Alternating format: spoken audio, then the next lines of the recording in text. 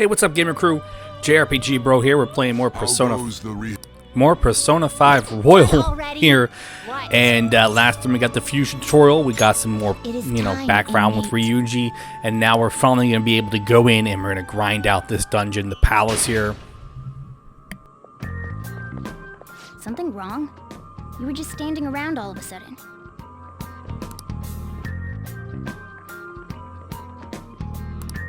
Why are you spacing out like that? It's kind of hard to tell what you're thinking sometimes. Let's just say he's a man of high caliber. We're counting on you, Joker.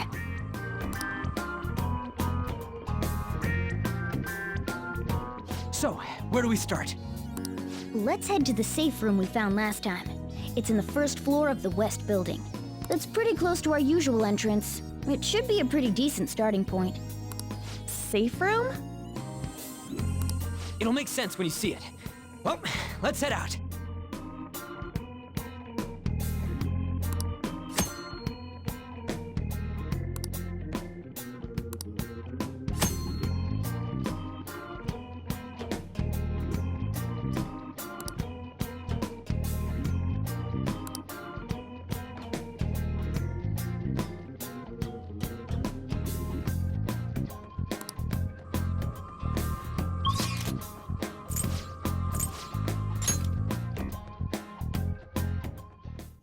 Oh.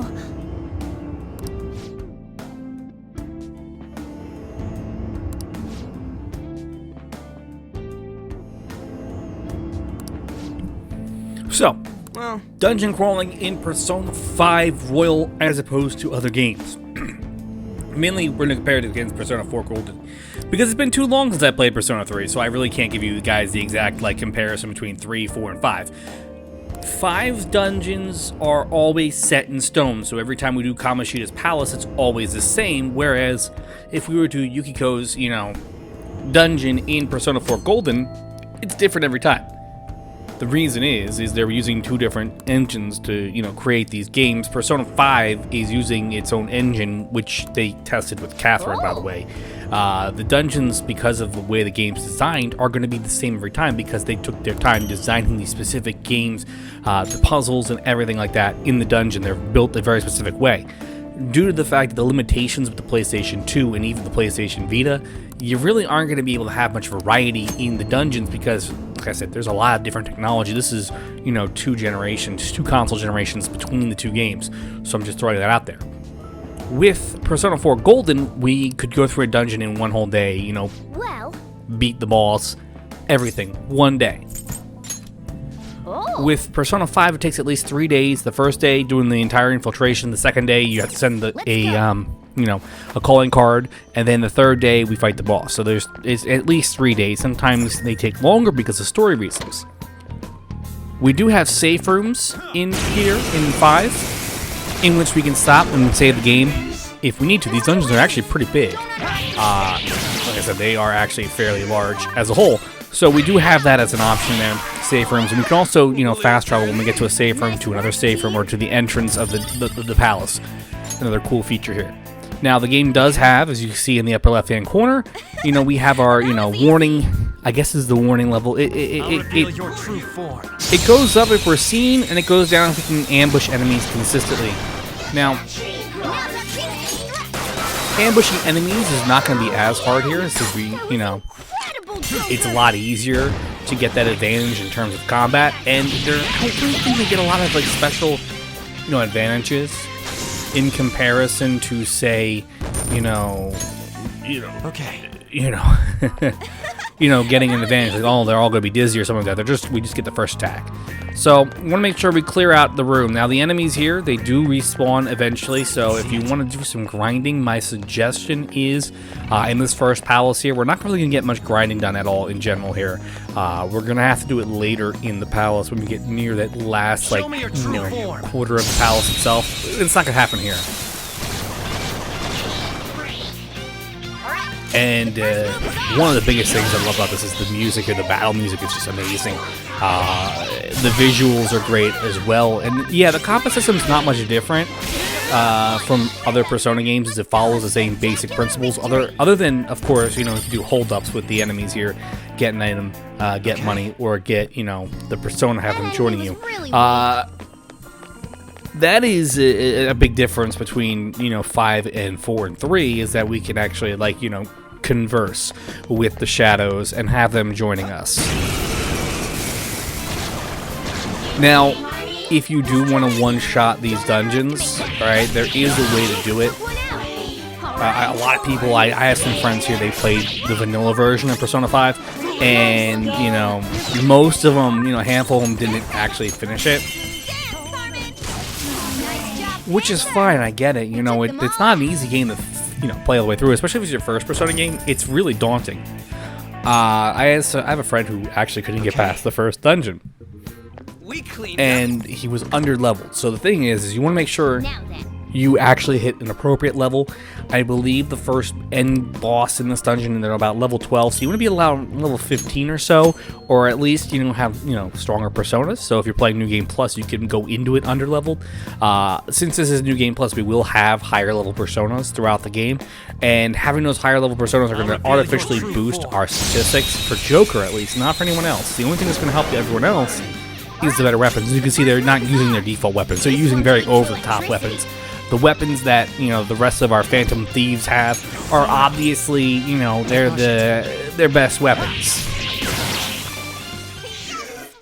Yeah! Victory! Okay. And so grinding is going to become a little bit easier Good work. in New Game Plus, I can see it. because our weapons are going to deal more damage by default. And also because of the fact that, like, you know, while they're going to do more damage, you know, we're not going to have to use all our SP. That's the big thing. A lot of people don't know how to conserve their SP. And conserving SP while you know, dungeon crawling and grinding, that's the thing. Getting items that are going to replenish those, you know, your SP in particular, those are expensive in the game. But if you guys haven't noticed, everyone else has like 100 HP and we have like 500. It's not because, oh, you're the main character. We have the higher HP because we did the training, you know, with the chair in the bedroom, you know, last playthrough, several dates. That's a very beneficial thing. There is obviously a way you can artificially also inflate your character, the Phantom Thieves HP. We'll go over that later when we get actually to it. It doesn't carry over to New Game Plus though, unfortunately, so while you may be able to max out all their statistics, you won't be able to carry any of that over to New Game Plus, and that to me is a little frustrating. But you know what, having an overpowered Joker in like the very beginning is kind of a big deal and kind of hilarious at the same time. Like I said, our Joker is really overpowered right now, especially since we can go to the, I guess we call it the Velvet Room, that's what it is, and take out overpowered personas right away. So we're going to learn a new technique right now. Okay, I'll show you an example first. You better watch closely. Girl, show your might! Use this opportunity to baton pass and swap your turn with someone else. Get up! Okay.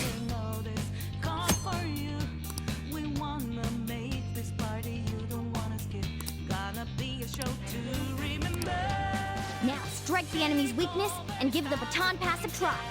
Alright! The baton pass makes you stronger! So the baton pass is actually pretty cool. What it lets you do is, as you see, we actually, our attacks will get stronger, we'll do more damage, and the more we can baton pass, the better. You see, we did more damage there. So we're gonna baton pass over to Anne. Now we can't baton pass from Ryuji back to Joker, back to Ryuji. That's not how it works.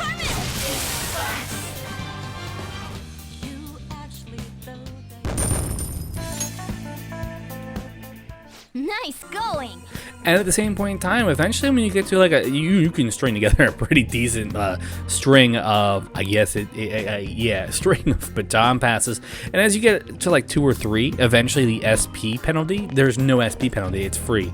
Anne's last attack took, you know, no SP from us, so that is pretty cool. That's a cool thing there. And of course, you know, you can pass it around a lot, and it's going to be great later in game, especially if we can take advantage of it.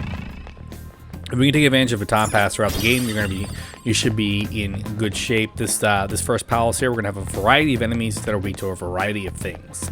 And also keep in mind that every character does have their own, gun too. So if you have like, 3 pixies, shoot one, baton pass to another person, I believe there still is a trophy in this game for baton passing a certain amount of time in a single fight. So now I guess we're going to actually get another tutorial here. This is the first dungeon. While we do have that freedom now, we're going to get a lot of in-combat and in-dungeon crawling tutorials here. Listen up.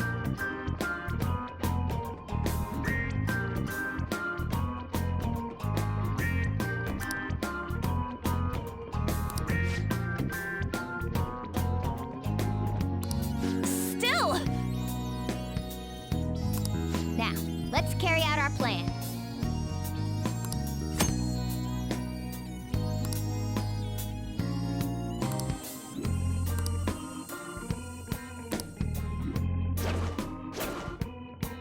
I'll reveal your true form.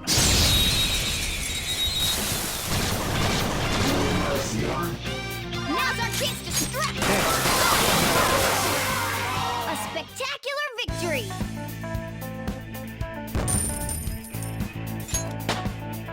I leveled up.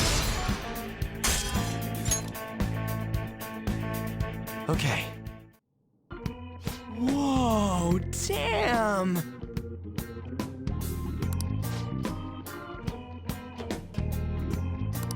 Right.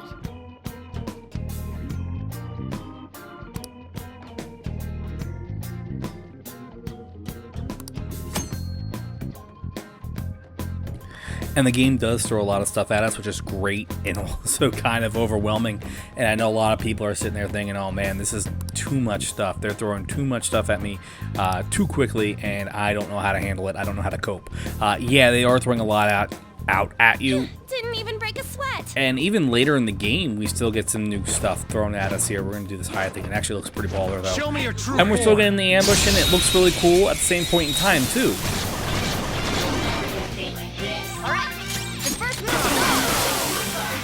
And since we're using, best gun in the game for Joker, we don't really have to worry about, how strong an enemy is or if it's actually weak to it. A pretty cool little segue there from, the experience point screen to the main screen. Like, the transitions in almost everything in this game are absolutely amazing. Like, a lot of people like, games like Assassin's Creed, annualized titles, they just get churned out. Whereas games like, like Persona here, it painstakingly, taking years.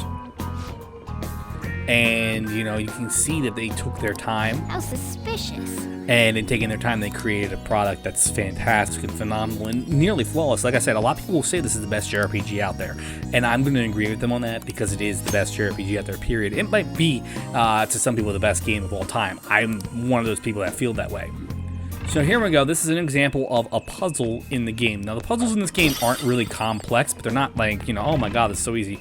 So you see the blue feet here? We have to kind of follow them in a particular order.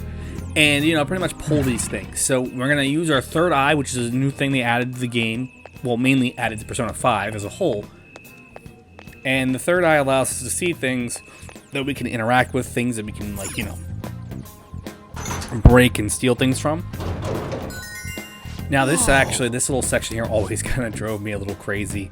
Trying to remember what I'm doing exactly, like 100% of the time. I can't remember for the life of me what I'm doing here. So there's obviously, unless I'm thinking of a later puzzle, there is another one that's kind of set. Yeah, it's another one. So there is another one later in this section, in this dungeon here. This palace here that actually uses the same basic puzzle formula that we just kind of solved.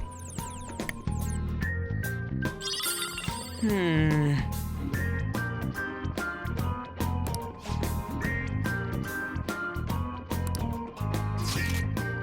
then. And we do actually have to get the maps. Well, I'm not saying we have to, but we don't, unlike with 4, where we kind of have the map in the bottom corner of the screen as we go through it, we actually have to grab an actual map to unlock a section, that we can look at. So, you know, the palace maps are very important. There's usually about 2 per palace. I don't think any of them have 3, but you can see the little red areas. Those are areas we haven't been. So if you kind of are lost in a room like this, you can always figure out where you're going based on the red.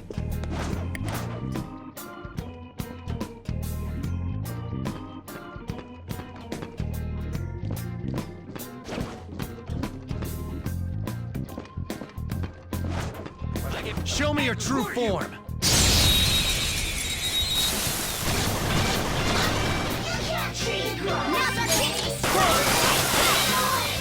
A spectacular victory!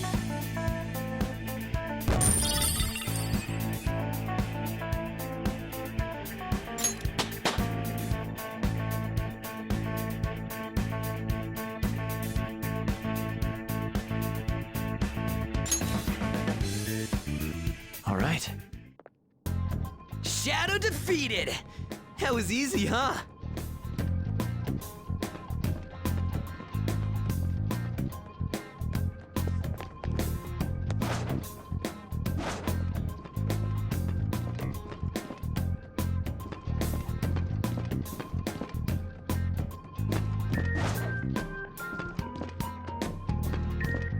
I'll reveal your true form.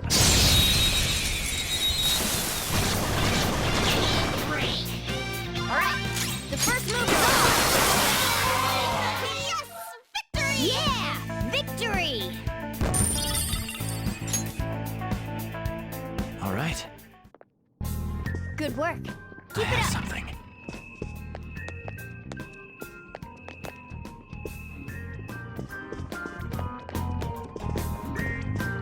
My goal is always to have as low of a security level as humanly possible in a palace. It makes it a little bit easier to get through.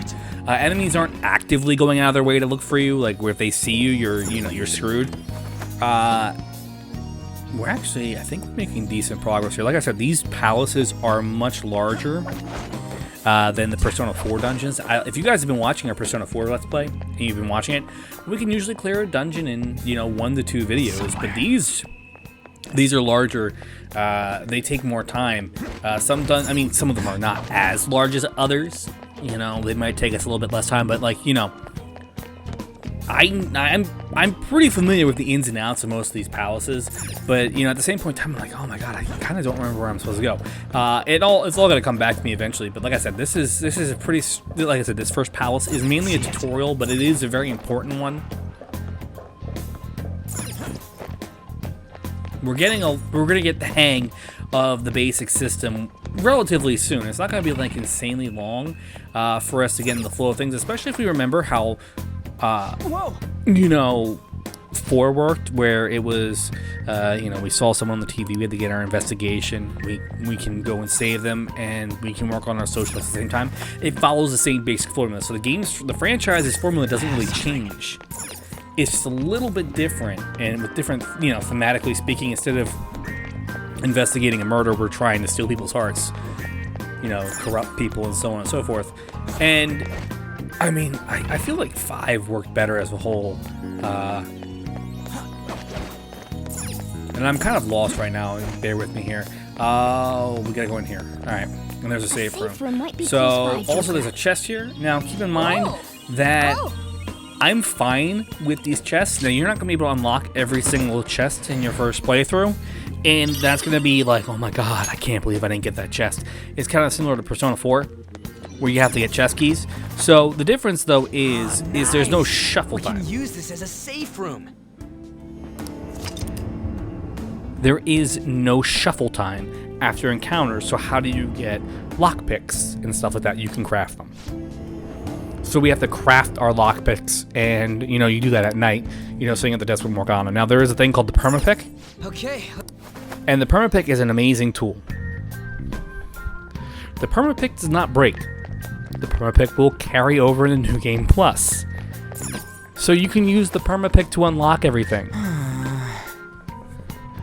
Which is fantastic because I don't need to make any lockpicks this playthrough. I can just use the permapick. Unless the permapick does break. I don't know. I can't say for certain. I'm hoping it doesn't. I could just make another permapick, but those are going to be great. And this is kind of why, partially, that you really need to want to make sure you're able to do as much as possible in the game, manage your time, beautifully. If you want to make sure you get all the treasure chests, a lot of the chests in the game, they're not going to give you the best items in the game, the best, equipment that you want to get. You're going to have to get through another means. But, being able to open all the chests and get, stuff from the chests, like, for example, chests in here might have weapons for Ryuji and Han, and even yourself. And as we progress, the next palace might have someone else's, items specifically designed for someone else. It's just how the game works. All right.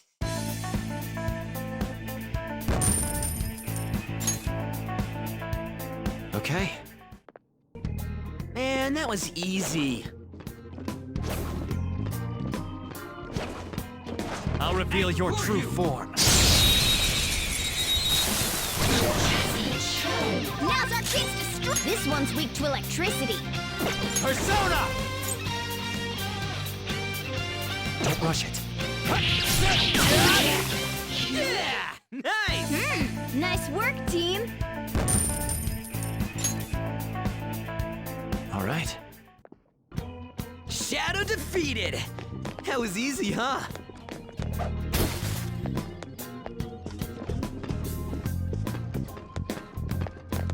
I'll reveal your true form.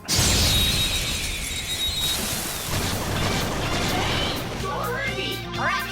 Use wind to hit its weak point. Joker took one out. Alright. Zoro, show the might. Witness my resolve. Zoro. It's almost scary how good I am.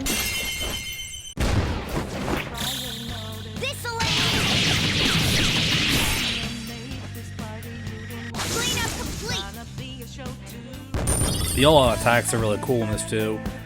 Very similar, basic way of getting an all-out attack is very similar to how you do it in 4. Good work. So Keep it up. most of the game's basic mechanics haven't changed from 4 to 5. So if you are playing 4 and 5, or even going back from 5 to 4, it is a thing you can do. I went from playing 5 to 4, and then going back from 4 to 5. It's a bit of a difference going back and forth between them. It's not as bad as you think it is.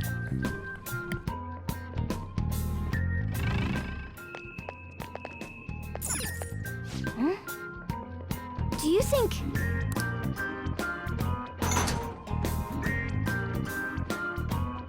I have something.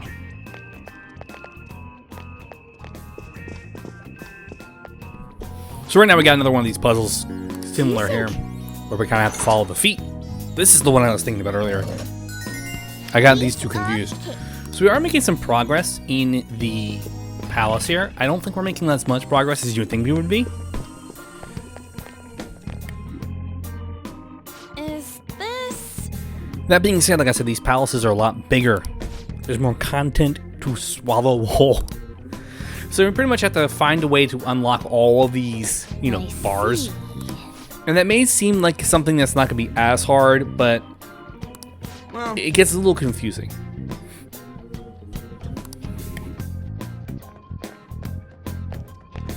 I can see it.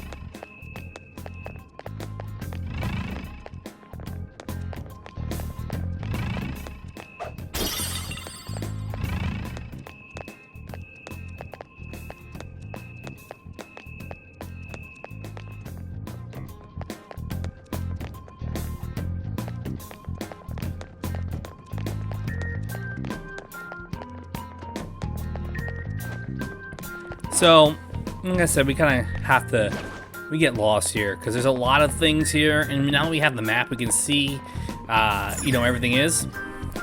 But at the same point in time, I'm looking around here, I'm like, I'm kind of trying to guess, kind of trying to figure out exactly where we're supposed to go, like, what am I doing, what am I not doing? It's not that this puzzle's hard, and it's not that it's easy, it's that, like, you kind of lose track. And that's not something that I want to say, yeah, okay. I kind of lost track of where I was going, and now I feel stupid. You don't want to admit that.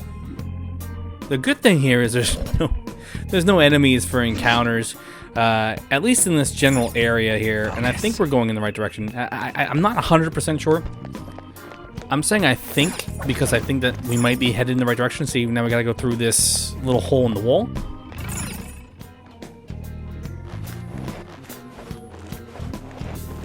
Although looking at it, I don't know physically how our characters can fit in that little hole.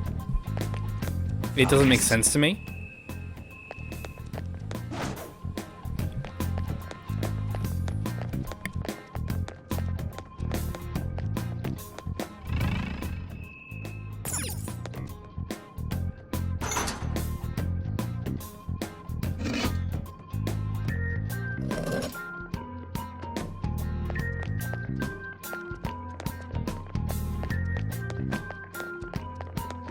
I can feel it.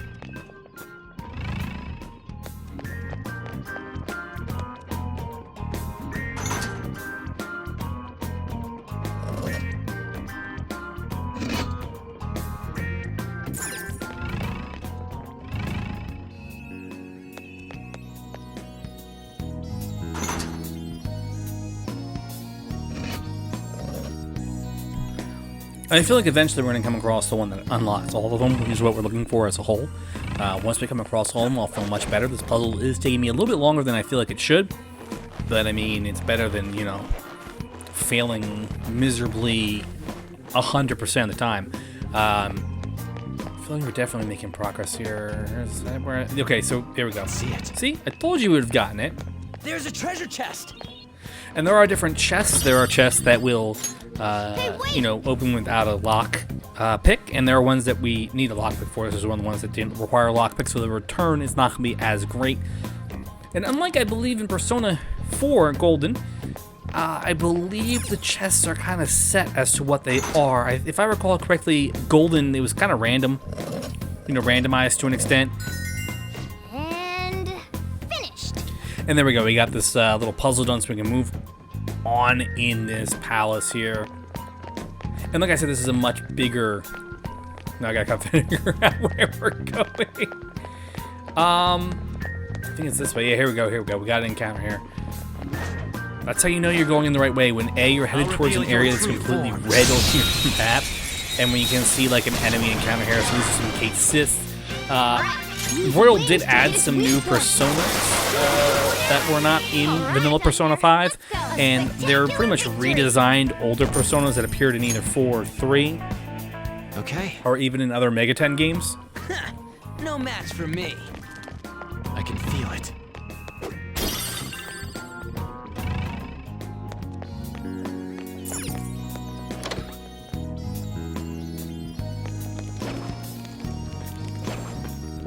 I'll reveal your true form.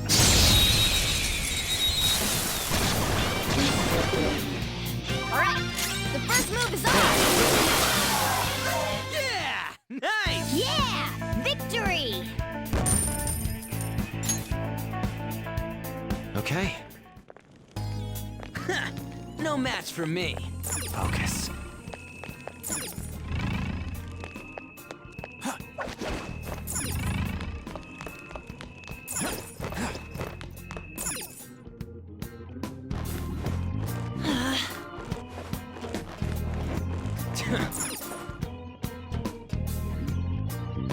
Nice! Okay, let's go.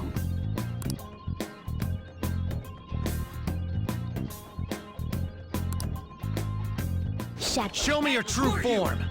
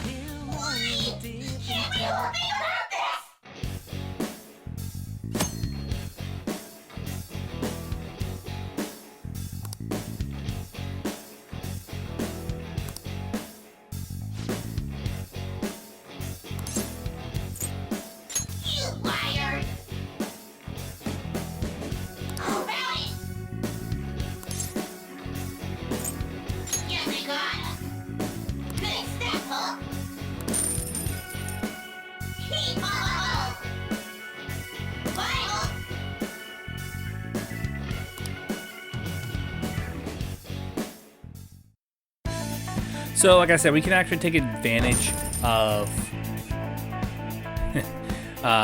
we can take advantage of the fact that when we do these kind of, I don't want to say encounters, when we get into these fights here, we can actually negotiate the negotiations. We can actually keep asking for more and more money. Eventually, they're going to get pissed off, and you know, they're going to say, "Okay, let me call one of my friends," and they'll bring in their friends, and the fight will extend. And I know, you know, a lot of people are like, "Oh, why would you do that?" Well, first off, I'd be totally down with. I'd be totally down with these shadows constantly bringing in more friends, because that means more money and more experience points for us in the early point of the game. Obviously, you know, you could eventually just, you know, farm the Reaper at some point in the game, but at this point in time, you don't have access to that at all. You know what I mean? So keep that in mind.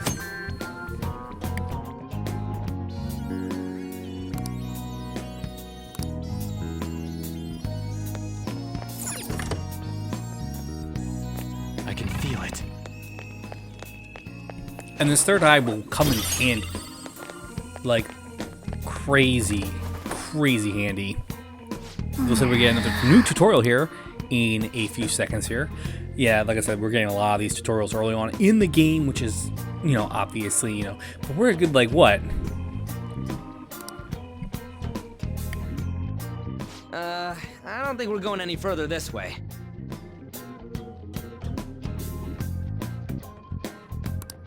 Should we check somewhere else?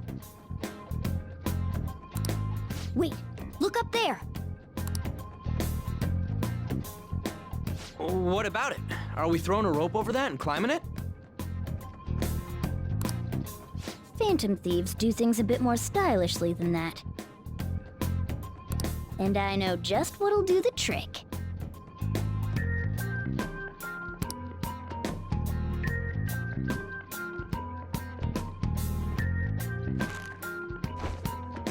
Good.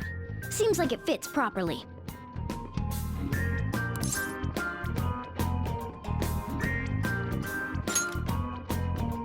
That's just a little something I've been working on in secret. The grappling hook lets you zip to hard-to-reach locations in a flash. You'll see what I'm talking about when you test it out. Go ahead, give it a try.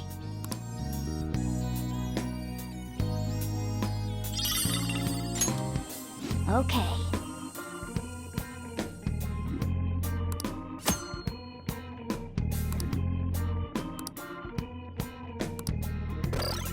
It's somewhere. So this is a new thing they added for Royals to kind of add a little bit more, I don't want to say verticality to the game, but It's amazing. essentially it kind of allows them to change some things from palaces between Vanilla 5 and Royal. Now at the same point in time, I really do think I like the addition of the grappling hook. It's not used as often, so it's not overused. It doesn't kind of get overused, so you get annoyed by it. It's there and it's useful. You know, I don't want to say it's there for plot, but it does add a little bit to the game here. Now this shadow is glowing red. So since he's glowing red, that means he's a high-powered shadow. So if you want to grind in a palace, you're going to want to find the shadows that glow red, leave the room and go in and repeat. That's how you get the maximum amount of experience points. They're called savage enemies, I guess, is what they're calling them here. Now, obviously, we really can't, you know, give them a hold up and then be like, yeah, join me. Shadow's weakness is... As you can see, we do have we did actually, what we did at the end of our last video, we were in the developer room, so what I did is I took out a bunch of personas. We want to make sure we have personas that correspond to the confidant that we are going to be ranking up eventually, by the way. So we took it out. I also took out this persona. Its name is Raul. That was easy. It is essentially the second form of Joker's main persona, Arsene. Since, you know, everybody, if you guys are familiar with Persona, you know, basic Persona gameplay here is that, you know, when you reach rank 10 with the Confidant, if they are in your party, you know, their persona will quote-unquote evolve or change into a second form. And, you know, that's how it works. So Joker obviously is going to have one that was DLC. So when I pulled it out of the Persona Compendium, it didn't cost me anything, which is fantastic. I actually really like that they didn't cost me anything. So we're going to try to use that one, you know, for this playthrough. Try to focus on using that one. There's a I strong don't shadow. see a strong shadow here, but You should okay. be careful. And since I have all the Personas in the Persona Compendium, I'll see exactly what this is. This is a level 6 Kelpie, so it's not really that strong of a shadow, but Spectacular victory. it's not weak. These Personas will only appear in this palace, in case you are wondering. You can get them outside the palace, obviously, through fusion, but if you don't get them here, you're kind of SOL. And I say kind of. Defeated. That was easy, huh? Show me your true form.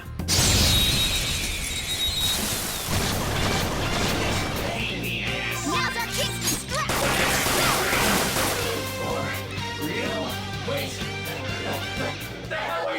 So here's an instance here. The enemy is surrendering, so we have options for him to lend me his power, so he'll become one of my Personas. We'll ask him for money, or we can ask him for money. Now he's gonna say, well, we used to be together. So essentially saying, hey, why don't you, take my, thing? And I'm like, no, I didn't ask for that. So he's gonna give me money.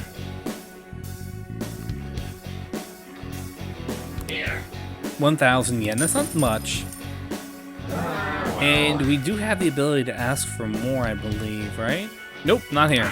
So normal holdups, we can ask for more money here, and we can keep asking over and over again until they actually get pissed off, and they're like, you know what, screw you, we're gonna fight. Let's go. I was hoping that was gonna be one of those instances where we would actually get into a fight, but I was absolutely wrong.